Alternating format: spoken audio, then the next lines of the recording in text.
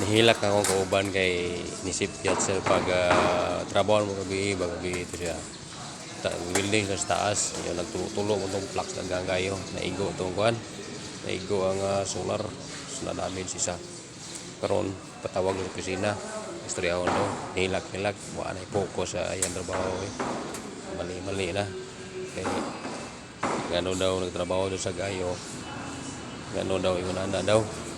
Tingnan ako sa mga bago mo naturalan na siya magkamali mo puron gid mo sa pagkakamali mo kasi bago mo saka hindi mo matuto hindi mo magkamali so karon ang itabo istoryahon pa man mo ako sa gipalakas mo istoryahan pa man mo wala pa may klaro sa unsay klase na pagdiaro mo hindi at saka ingnan mo di ba gisingitan mo ni foreman nga magtabon mo wa mo nagtabon kalimtan mo excited tayo sa trabaho so yun nagtulo-tulo to yan yung flux welding patuluan ng kwan solar panel so yun tuloy sa kusina niya o sa katikaran ko niya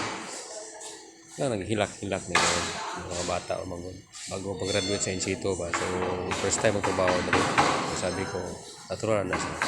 anang na sa mga bago kaya kung una nagkamali po kung bago pa wala may perfecto sa una kakamali ka kundi ay ka matuto tandaan mo na pagkakamali mo para hindi na maulit tama ba?